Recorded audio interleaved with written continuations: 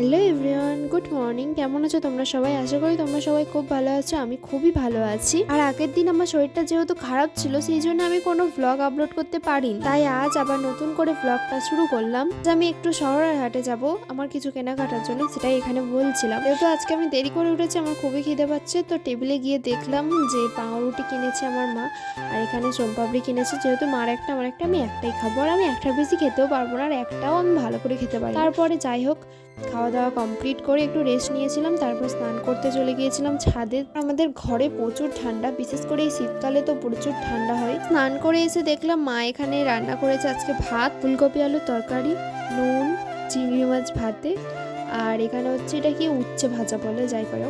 তো এটা আমি খেতে পছন্দ করি না, তাও আমার মা দিয়েছে, খেতে আমাকে হবেই। তারপর রেস্ট নিয়ে আমি রেডি হয়ে গেছিলাম চড়াহাটে যাওয়ার জন্য। এখানে আমি, মা আর মামা যাবো। আমার মামার জন্য ওয়েট করছিলাম এখানটায়, আর গাড়ি আগে থেকেই বুকিং করা ছিল। আসলে কেনাকাটা করার একটাই উদ্দেশ্য, আমার রবিবার দিন বিয়ে বাড়ি আছে, তো বিয়ে বাড়ি যাওয়ার মতো একটা জামা আমি কিনবো বলেই যাচ্ছিলাম। বিয়ে বাড়ি পরে যাওয়ার মতো জামা আমার কাছে নেই, কারণ আমি যখনই নতুন জামা কিনি সেটাকে মানে বারবার পরতে পরতে পুরনো করে দিই, আর ওটা পরে আর কোথাও যাওয়া যায় না, মানে এমনই ওর হাল করে ছাড়ি, মানে ওটা পরে কোথাও তুমি যেতে পারবে না।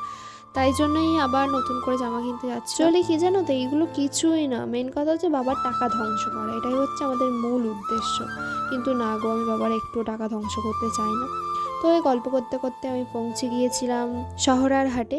আর এই দেখো আমার মামা সামনে হেঁটে হেঁটে যাচ্ছে, আমি আর আমার মা পাশাপাশি যাচ্ছিলাম। আর এখানে কিছু ভিডিও করে রাখছিলাম, কারণ আমি খুবই কম এসেছি শহরার হাটে, আর আমি শহরার হাটটা ভালো করে চিনিও না। আমার মামার পেছন পেছনেই আমি যাচ্ছিলাম।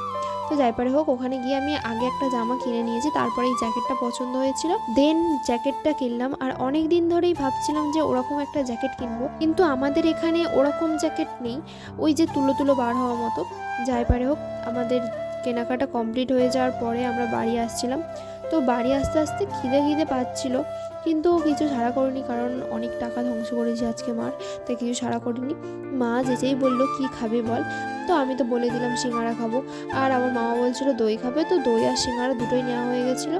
তো সিঙ্গারাটা তো আর মানে লাজবাব ছিল, আর দইটাও জাস্ট ওয়াও ছিল। তারপরে ওখান থেকে বেরিয়ে বাড়ির উদ্দেশ্যে রওনা দিলাম। পর কোনো ভিডিও আমি করতে পারিনি, কারণ গাড়িতে লোক ভর্তি ছিল। তো টাটা এভরিওয়ান, পরের মিনি ভ্লগে দেখা হবে।